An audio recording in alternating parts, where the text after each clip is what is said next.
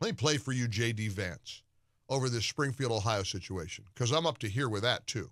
I was listening to a newscast this morning on one of our own stations, one of our own radio stations in America. I'm not going to tell you which one. The local news anchor said, the vast majority of polls show that Donald Trump lost the debate. That isn't true. Guarantee you that news anchor was ripping and reading the AP. Guarantee you. And doesn't have the discernment to realize what fake news that is. Oh, look at the C-SPAN poll, all these different polls posted all over the place, tons of surveys and polls that show that people believe Trump won the debate. So spare me the vast majority of polls show Kamala won, because that's bull crap. That's fake news. Speaking of fake news, what's happening in Springfield, Ohio? Trump said, look, they're eating the pets. They're eating the cats, the dogs. The migrants are running rampant through Ohio. And I've got the benefit of just hearing from people in Ohio because I got a pretty big audience there. I want you to hear how J.D. Vance, you got the clip there, Christian? Here's Senator Vance being asked about the Springfield migrants' pets drama.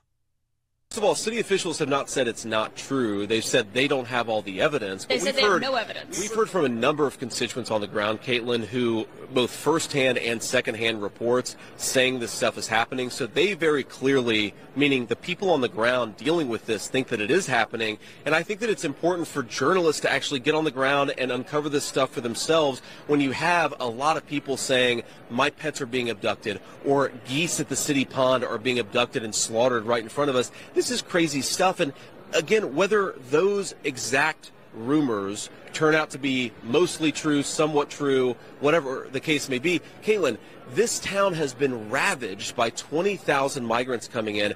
Healthcare costs are up. Housing costs are up. Communicable diseases like HIV and TB have skyrocketed in this small Ohio town.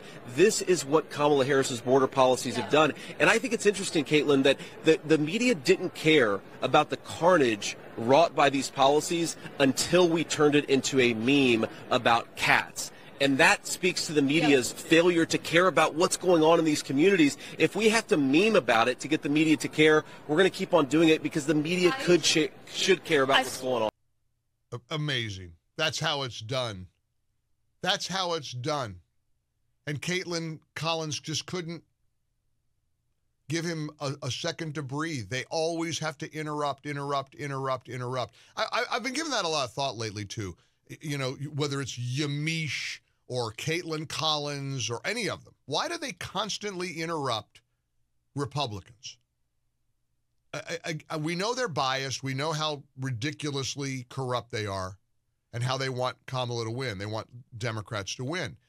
But I guess I'm trying to be kind here or trying to be somewhat objective. I think the reason they do it is they're afraid that they're going to filibuster and go too long, so they feel like they must interrupt them. I don't know. It just annoys the heck out of me. But to the point of Springfield, Ohio, when all these people in the media are saying that this is all an urban legend and there's nothing really to see here and there's not a problem in Springfield and there's the migrants from Haiti aren't eating the cats and they're not killing the geese and they're not taking over the, you know what I got? I've got an audience in Ohio, and I'm going to turn this show right now into the Ohio segment. I want you to call me if you are from Springfield, if you're from Canton, if you're in Dayton, if you're in Cincinnati. You're a lot closer to it than any of these corrupt media propagandists. Let's just open up the phone lines. You tell me what's really going on in Ohio with the Haitian migrants. The migrants that incidentally were given protected status by Kamala Harris and Joe Biden. Thousands and thousands of Haitians now living in Ohio. And I believe some of them, many of them, causing lots of problems. But maybe I'm fake news. All right, let's go to Dana in Columbus, Ohio. not too far from Springfield. Hi, Dana. How are you? Dana, you there? All right, let's try Rob in Wilmington, Ohio. Hey, Rob. Hey, Mike. How's it going? Pretty good. How are you?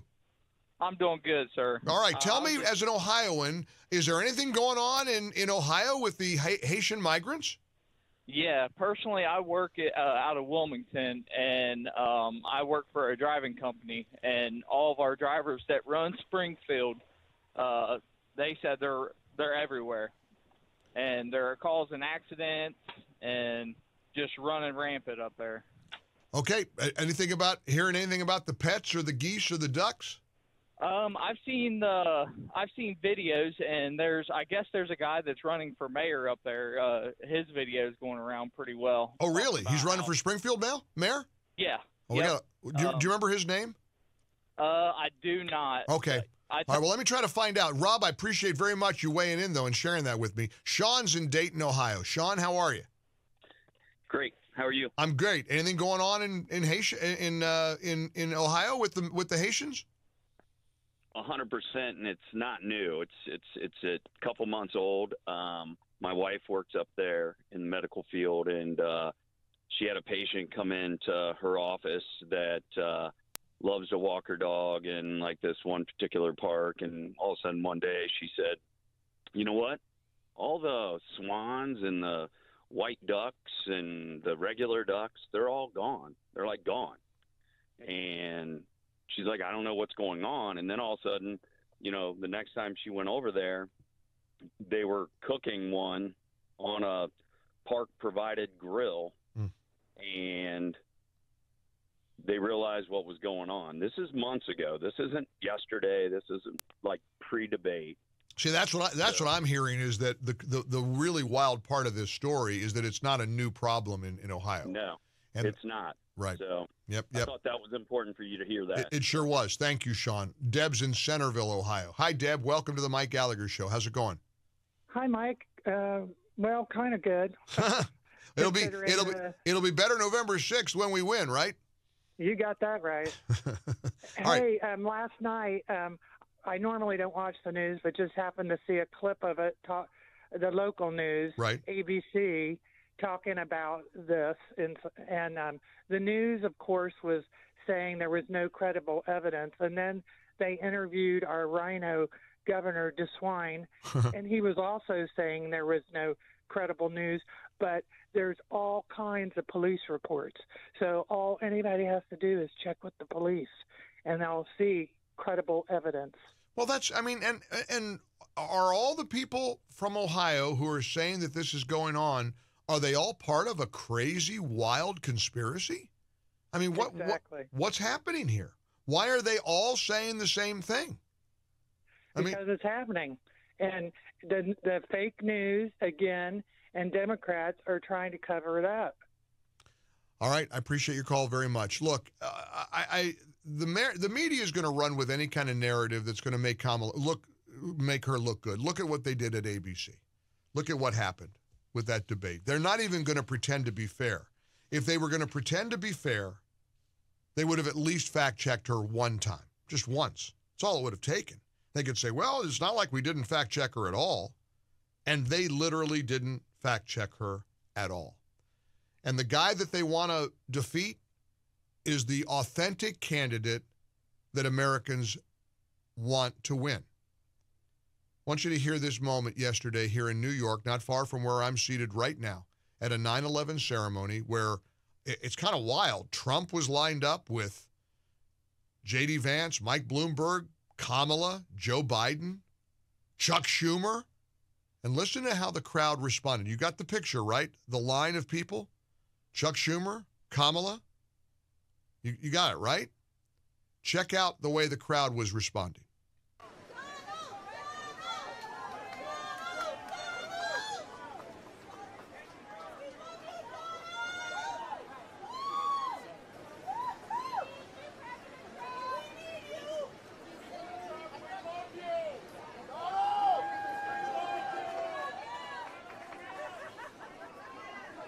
That was so powerful.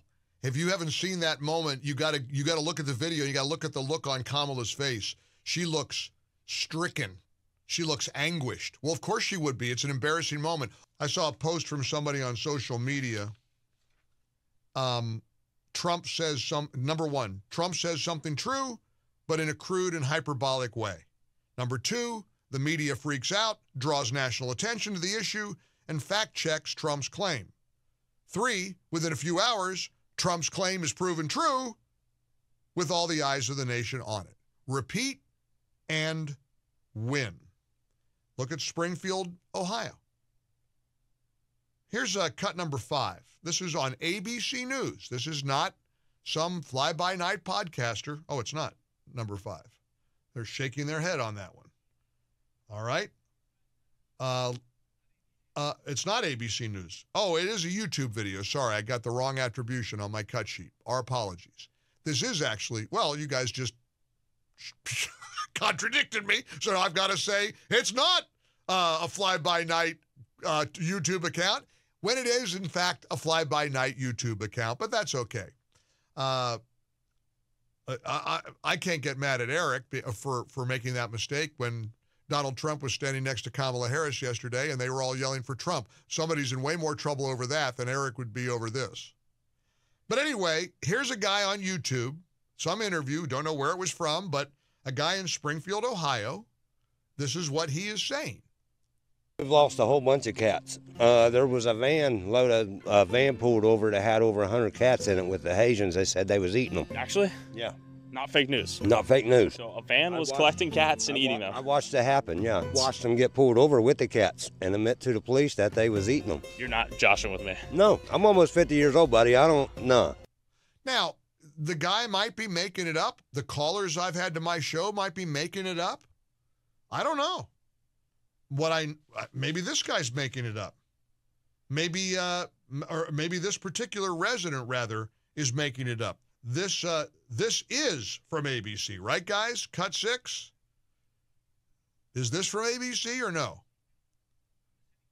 All right, this is from the Springfield, Ohio City Council meeting. I've played these clips all week.